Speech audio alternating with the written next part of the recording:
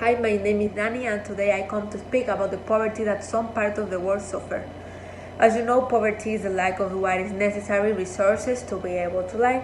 So, to start telling you a bit about this topic, I want to start by saying that according to the ONU, there are 1.3 billion people who suffer from poverty.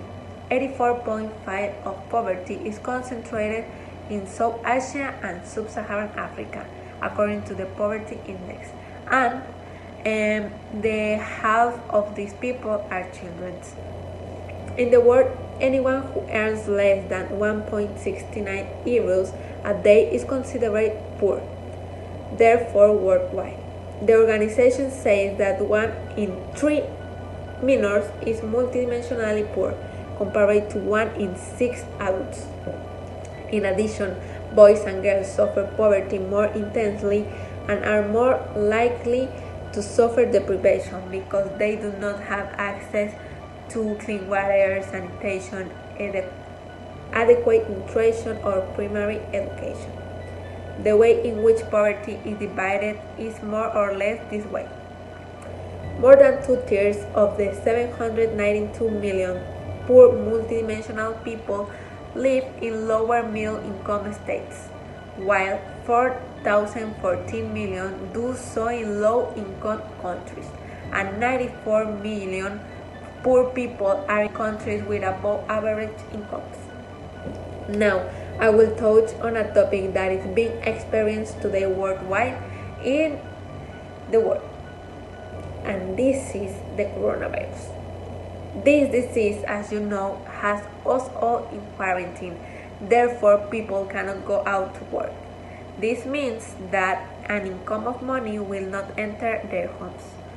And that is sad because many people live on what they earn a day. So at this point, I will explain a little about how this pandemic can cause the increase in poverty in 2020. I want to start by saying that there has been remarkable progress in reducing poverty, the first of the Global Sustainable Development Goals in recent decades.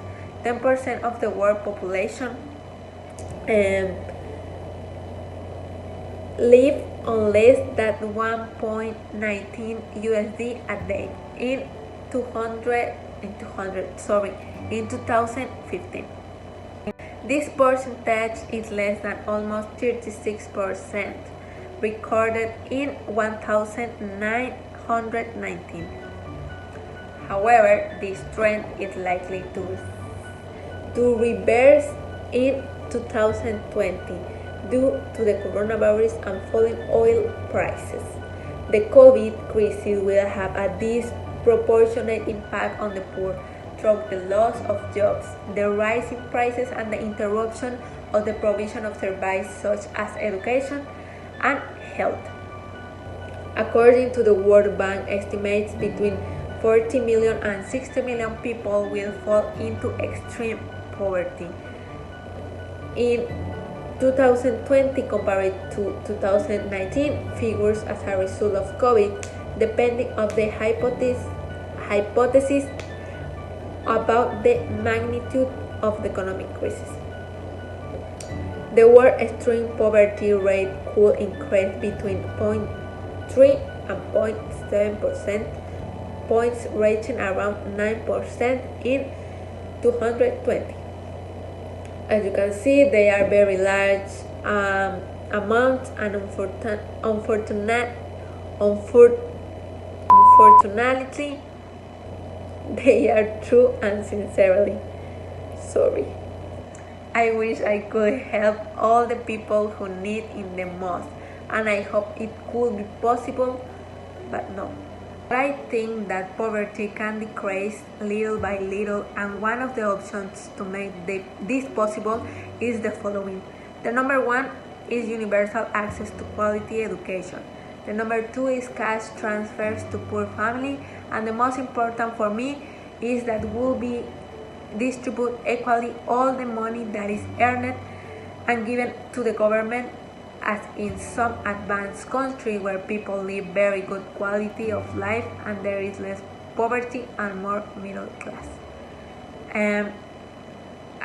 because I think that if the government helps his countries, it will be better.